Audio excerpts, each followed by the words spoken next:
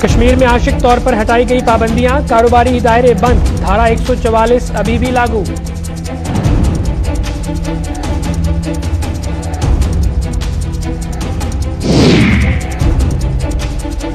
अतिक्रमण के खिलाफ चल रहा national highway authority of India का डंडा दूसरे चरण में, अब नरवाल में पीला पंजा आया हरकत में।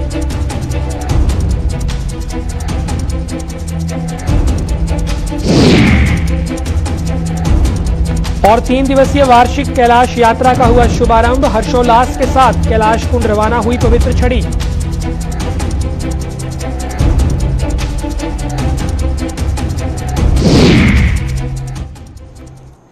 नमस्कार, गुलिस्तान न्यूज देख रहे हैं आप। मैं हूं आपके साथ हर्षवर्धन सिंह। तो आइए रुख करते हैं आज की खबरों का। अलगाववादी नेता सैयद अली शाह गिलानी के निधन के बाद कश्मीर में अलगाववादी सियासत का एक युग खत्म होने पर लागू की गई पाबंदियां आंशिक तौर पर हटा ली गई हैं। पिछले 2 दिनों से श्रीनगर सहित कश्मीर के विभिन्न जिलों में जहां सुरक्षा व्यवस्था बढ़ाने के साथ साथ धारा 144 भी नाफिज कर दी गई थी, वहीं कहीं भी कोई अप्रिय घटना न होने के कारण आज पाबंदियों में कुछ हद तक ढील दे दी गई है। कश्मीर में कारोबारी दायरे भले ही बंद रहे, लेकिन यातायात सुचारू रूप से शुरू किया गया। हालांकि धारा 144 से फिलहाल कोई समझौता नहीं किया जा रहा है ताकि कहीं भी लोगों की भीड़ इकट्ठी ना हो पाए। दूसरी ओर वॉइस कॉलिंग के साथ साथ इंटरनेट सेवाएं भी दोबारा शुरू कर दी गई हैं, लेकिन मोबाइल इंटरनेट अभी भी बंद किया गया है, जिसे शुरू करने के लिए जल्दी फैसला लिया जाएगा।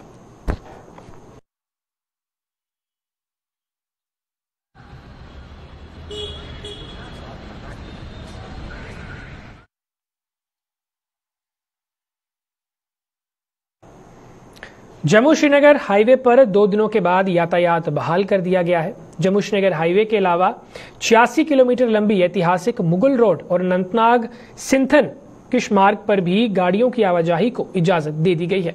अलगाववादी नेता सैयद अली शाह गिलानी के निधन के बाद इन सभी मार्गों पर एहतियातन यातायात रोक दिया गया था। जम्मू श्रीनगर हाईवे पर हल्के वाहनों की 2 तरफा आवाजाही, जबकि भारी वाहनों को आज जम्मू से श्रीनगर तक जाने की इजाजत दे दी गई। दूसरी ओर मुगल रोड पर भी हल्के वाहनों को 2 तरफा आवाजाही की इजाजत दी गई, जबकि भारी वाहनों को शोपियां से पुंछ तक आने की अनुमति दी गई।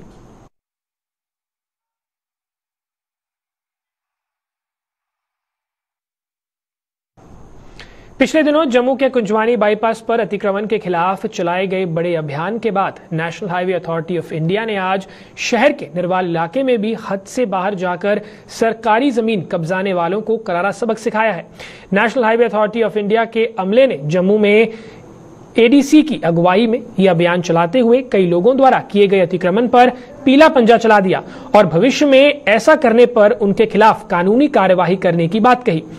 एडीसी ने बताया कि ये अभियान अब जोर पकड़ चुका है और सरकारी जमीनों को कब्जा कर और उन पर अवैध निर्माण कर अपना हक जताने वालों को अब बख्शा नहीं जाएगा।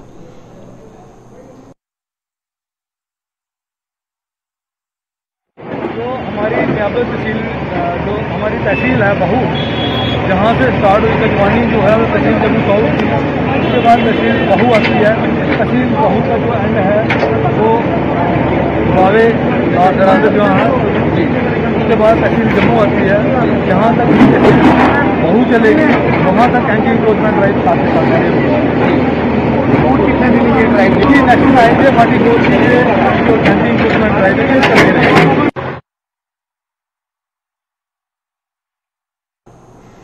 इस बार कोरोना से कुछ हद तक राहत मिलने के बाद आखिरकार वार्षिक कैलाश यात्रा का आयोजन भी किया जा रहा है।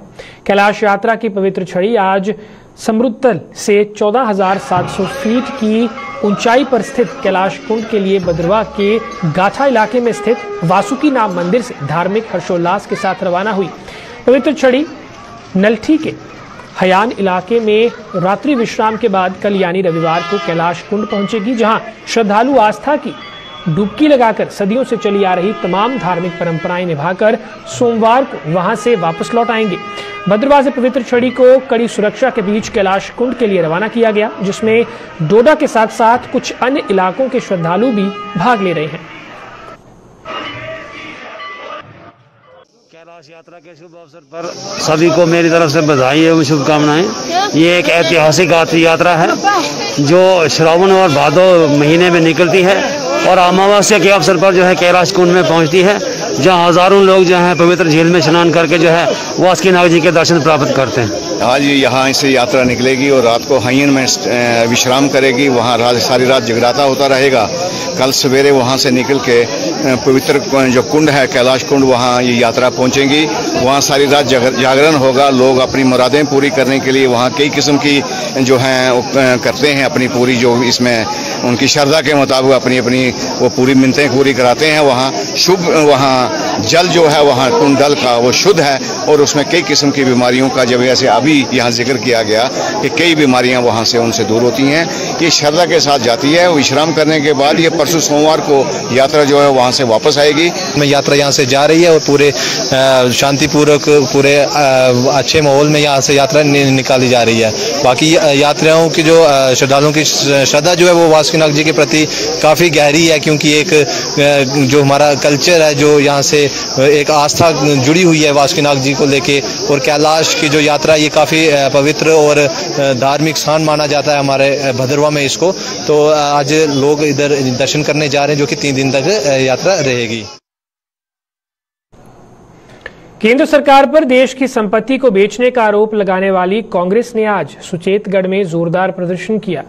पूर्व मंत्री रमन भल्ला ने प्रदर्शन की अगुवाई करते हुए आरोप लगाया कि केंद्र सरकार ने देश की आवाम को गुमराह किया है, जिसकी कांग्रेस पार्टी कड़ी निंदा करती है।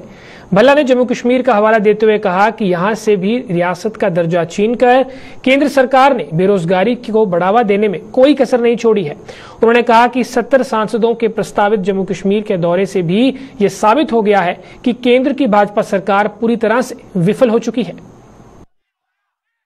सरकार देश की संपत्ति को बेचने का काम यहाँ पर संभाला है, उसका कड़ा विरोध करते हुए नेशनल वाइज एजुकेशन के माध्यम से आज सुचेतगढ़ में ये रोष प्रदर्शन यहाँ पे था कि जिस तरह से केंद्र में ईगो में फंसी हुई सरकार, वो अहंकार के नशे में डूबी हुई सरकार वो जाग जाए और लोगों के जज्बात को यहाँ पे समझे। जिस ढंग से किसी भी स्टेक होल्डर्स को कॉन्फिडेंस में यहाँ पे नहीं लिया गया और आज के इस दिन पे जिस ढंग से जम्मू कश्मीर में लोग त्राही त्राही यहाँ पे कर रहे हैं। महंगाई की मार से कब्र लोगों की टूट गई, गैस सिलेंडर में कीमतों में बढ़ोतरी हो गई, पेट्रोल और डीजल का आंकड़ा कई गुना पार हो गया। और आज भी मैं समझता हूँ जिस ढंग से 70 एमपीओ को जम्मू कश्मीर में भेजने के लिए काम जो उन्होंने यहाँ पे किया, ये साफ जाहिर होता था कि जम्मू कश्मीर की भाजपा हर फ्रंट में फेल होकर रह गई। जब इनके 3 एमपी थे, एक प्राइम मिनिस्टर हाउस में भी इनका नेतृत्व करने वाला एमपी भी है, तो 7 साल के क्या जानकारी यहाँ पे लेंगे। बेहतर यहाँ पे यही मांग है कि पूरी तौर पे रियासत का दर्जा बहाल यहाँ पे हो। इकनॉमी को बूस्ट करने के लिए जम्मू कश्मीर में कोई कड़े कदम उठाए जाए। रियासत Jammu Kashmir finance and account society के नवनियुक्त पदाधिकारियों को आज वित्त विभाग के अतिरिक्त मुख्य सचिव अटल डुल्लू ने अपनी शुभकामनाएं दी। सोसाइटी ने चुनावी प्रक्रिया संपन्न होने के बाद आज एक कार्यक्रम का आयोजन कर अटल डुल्लू को विशेष तौर पर आमंत्रित कर उनका मार्गदर्शन लिया। अटल डुल्लू ने नवनियुक्त पदाधिकारियों को शपथ भी दिलवाई और उनसे अकाउंट कैडर के उत्थान के लिए हर संभव कदम उठाने का आह्वान किया। हमारा ओथ होना है और हमने कल अपने वर्दी एडिशनल चीफ सेक्रेटरी फाइनेंस जनाब अटल डुल्लू साहब से गुजारिश की थी कि सर आप तशरीफ़ लाइए, और ही वॉज काइंड एनफ, उन्होंने हमारी रिक्वेस्ट को कबूल किया और आज यहाँ हमारा ओथ है। और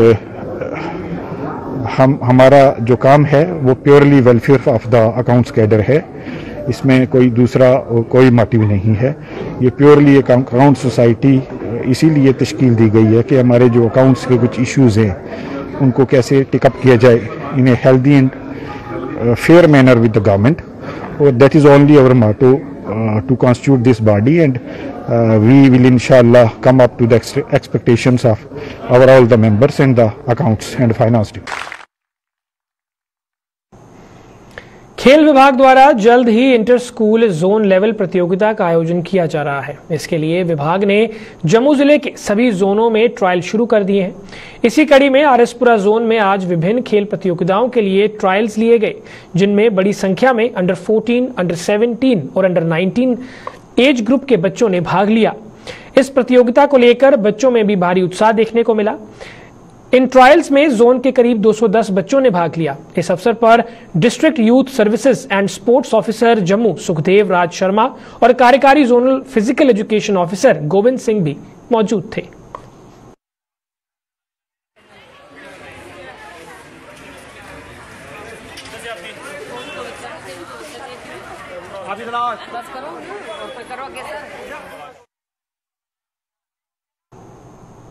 जम्मू के गुरु नानक नगर इलाके के सेक्टर 13 की लेन नंबर 1 में उस समय हड़कंप मच गया जब बिजली के खंभे में जोरदार धमाके के साथ बिजली की केबल में भीषण आग लग गई। इस घटना की सूचना स्थानीय लोगों ने बिजली विभाग और दमकल विभाग को दी, जिसके बाद मौके पर पहुंचकर दमकल विभाग ने आग पर तो काबू पा लिया, लेकिन ऐसी घटनाओं का बार बार सामने आना बिजली विभाग की कार्यप्रणाली पर कई सवाल भी खड़े करता है।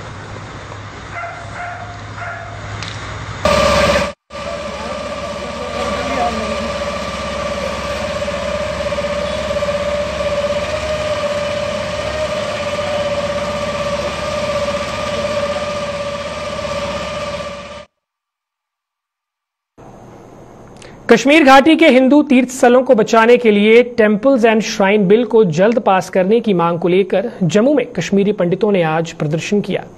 पंडित प्रेमनाथ भट्ट मेमोरियल ट्रस्ट के बैनर तले हुए इस प्रदर्शन के दौरान वक्फ बोर्ड और श्री गुरुद्वारा प्रबंधक बोर्ड की तर्ज पर टेम्पल्स एंड श्राइन बिल को भी संसद में मंजूरी दिए जाने की मांग की गई। कश्मीरी पंडितों ने उपराज्यपाल से मांग की है कि वह भी उन्हें विश्वास में लेकर कश्मीर के मंदिरों के संरक्षण पर उनके साथ विचार विमर्श करें। यही निवेदन करते हैं कि उनके लिए एक टेम्पल्स और श्राइन्स बिल लाया जाए, जैसे वक्फ बोर्ड है, जैसे गुरुद्वारा प्रबंधक कमेटी बोर्ड है, उस तरीके से एक बिल लाया जाए संसद में, पार्लियामेंट में, जिसमें कश्मीर के 1400 मंदिर जो कि हमने चिन्हित किए हैं उनकी सुरक्षा हो सके और उनका दोबारा से जीर्णोद्धार हो सके। इसलिए ये हम आज इसीलिए ये प्रोटेस्ट रखा गया है। हम सरकार से और लेफ्टिनेंट गवर्नर साहब से निवेदन करते हैं कि वो कश्मीरी पंडित समाज के जो भी प्रेमनाथ भट्ट मेमोरियल ट्रस्ट के लीडर है उनको बुलाएं और उनके साथ इस विषय में बातचीत करें कि कश्मीर में मंदिरों की सुरक्षा किस प्रकार से की जाए। हमारा तो यही मानना है कि उसके लिए एक बिल शीघ्र से केंद्र शासित प्रदेशों की तर्ज पर सभी कानूनों को जम्मू कश्मीर में लागू न किए जाने का आरोप लगाते हुए लोकमंच के बैनर तले लोगों ने जम्मू में आज प्रदर्शन किया। लोकमंच ने जम्मू कश्मीर पर लगाए गए टोल प्लाजा और निर्माण सामग्री की आसमान छूती कीमतों के विरोध में नारेबाजी की। लोकमंच ने आरोप लगाया कि केंद्र शासित प्रदेश का दर्जा मिलने के बाद जम्मू कश्मीर के लोगों को उम्मीद की एक किरण नजर आई थी, लेकिन आलम यह है कि उन्हें मायूसी का सामना करना पड़ रहा है। तो यूनियन टेरिटरी के कानून यहाँ लागू क्यों नहीं हो रहे? इसका मतलब आपने जम्मू कश्मीर को लूटने के लिए यूनियन टेरिटरी बनाई है। सिंगल लाइन एडमिनिस्ट्रेशन है। केंद्र सरकार ने अपना गवर्नर यहाँ बिठाकर जम्मू कश्मीर के लोगों की जुबान बंद की हुई है, लोगों को बोलने नहीं दिया जा रहा। बजरी रेत के ठेके पंजाब के लोगों ने लिए हैं, हमारे पूरे दरिया बर्बाद कर दिए हैं। आप अंदाजा लगाओ कि यूनियन टेरिटरी बनने से पहले हमारे जम्मू कश्मीर के लोग जो मकान बनाते थे 600 रुपए की ट्रॉली मिलती करते हैं कि गवर्नमेंट ने 250 रुपया सैकड़े का रेट तय किया है। सरकारी रेट जो है वो 250 रुपया सैकड़े का है बजरी और रेत का, वो 600 रुपया ले रहे हैं। और सरकार के एहलकार जो डिस्ट्रिक्ट माइनिंग ऑफिसर हैं वो उनके साथ मिलकर ये लूट मचा रहे हैं, वो दरिया से 600 रुपया ले रहे हैं। ये फौरन बंद होना चाहिए। और दूसरी डिमांड हमारी ये है कि जम्मू कश्मीर से टोल प्लाजे फौरन हटाए जाए।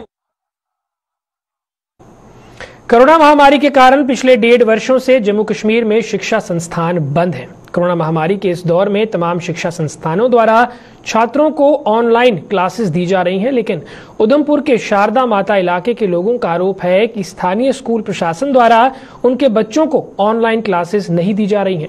क्या कहना है इस इलाके के लोगों का, आइए देखते हैं।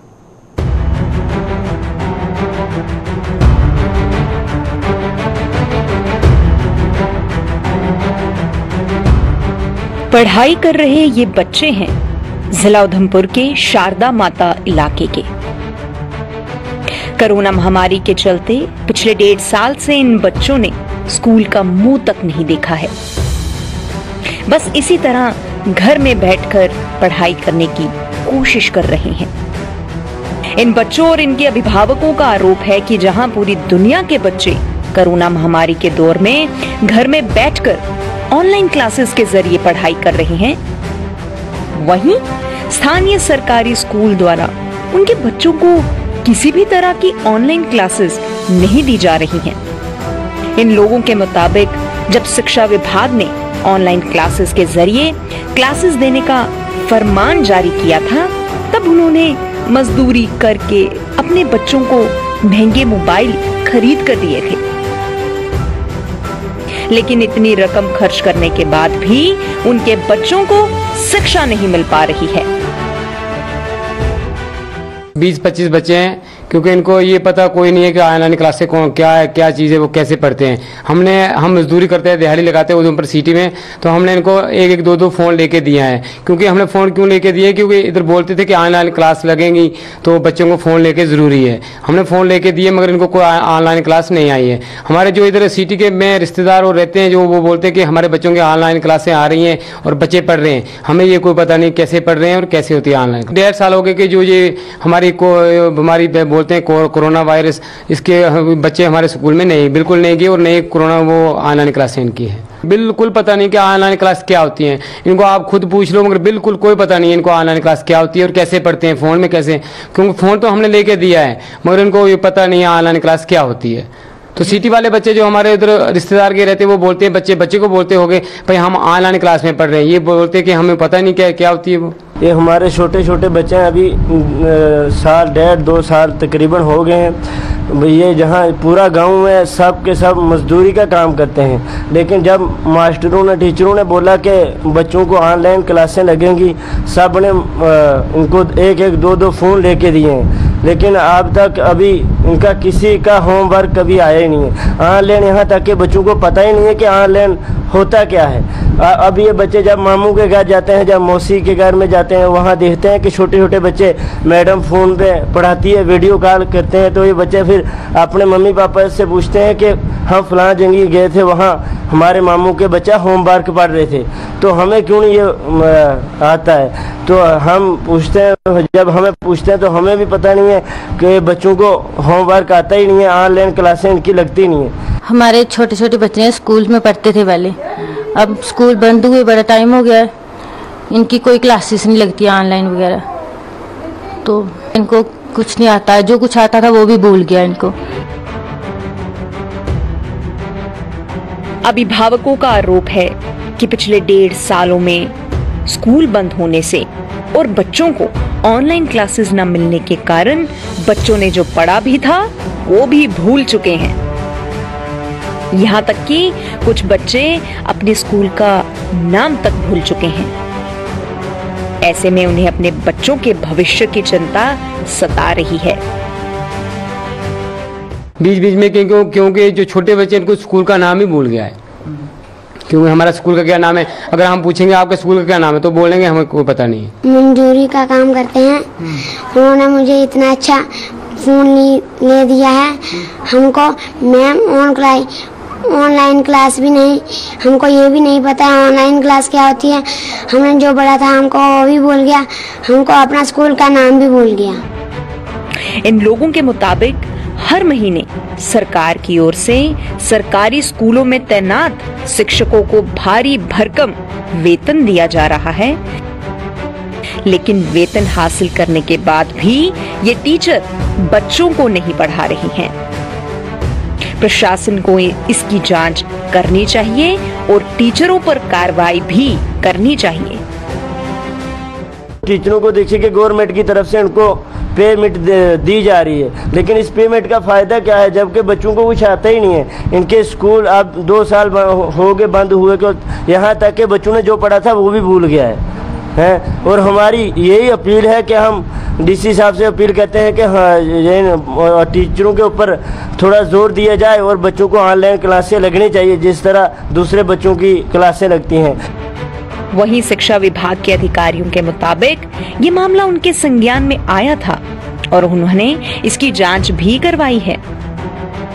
जिसमें ये सामने आया है कि खराब कनेक्टिविटी के कारण इस इलाके के बच्चे ऑनलाइन क्लासेस नहीं ले पा रहे हैं और इस समस्या को देखते हुए विभाग ने यहाँ कम्युनिटी क्लासेस शुरू की हैं। कि मामला हमारे पास आया था। इन दैट कनेक्शन हमने जोनल एजुकेशन ऑफिसर उधमपुर को ये लेटर एक लिखा था, भाई इंक्वायरी करो मैटर। जब उन्होंने इंक्वायरी किया वहाँ पर उन्होंने एज पर देयर रिपोर्ट हमें ये पता चला कि due to poor connectivity and due to लोग भी बड़े गरीब हैं वहाँ पर, उनके पास एंड्रॉयड फैसिलिटी नहीं है, they can't attend the online classes. लेकिन उन्होंने ये भी लिखा है कि एज पर देयर रिपोर्ट के कम्युनिटी क्लासेस हम ले रहे हैं। शिक्षा विभाग इस इलाके में कम्युनिटी क्लासेस देने का दावा कर रहा है, वहीं बच्चों के अभिभावक किसी भी तरह की क्लासेस से इनकार कर रहे हैं। ऐसे में शिक्षा विभाग के उच्च अधिकारियों को इस मामले में जमीनी सतह पर जाकर जांच करनी चाहिए ताकि बच्चों का भविष्य खराब होने से बच सके। उधमपुर से किशोर शर्मा के साथ अश्विनी चंदेल की रिपोर्ट। 40 केंद्रीय मंत्रियों का एक दल एक बार फिर से जम्मू कश्मीर का दौरा करेगा। ये दल केंद्र शासित प्रशासन की ओर से शुरू की गई विकास योजनाओं की समीक्षा करेगा। वहीं केंद्रीय मंत्रियों के इस दौरे को लेकर राजनीतिक दलों के नेताओं और पंचायत के सदस्यों ने कड़ी प्रतिक्रिया दी है। इन लोगों के मुताबिक पहले भी जम्मू कश्मीर केंद्र शासित प्रदेश में केंद्रीय मंत्रियों के दल दौरे कर चुके हैं और विकास योजनाओं के साथ साथ आम लोगों की समस्याएं भी सुन चुके हैं, लेकिन इन दौरों के बाद भी जनता की किसी भी समस्या का हल नहीं हुआ है। वहीं कुछ लोगों ने इस दौरे को जनता और आम लोगों के बीच दूरी को खत्म करने वाला करार दिया है। आइए देखते हैं इस दौरे को लेकर राजनीतिक दलों और पंचायत सहित अन्य लोगों का क्या कहना है।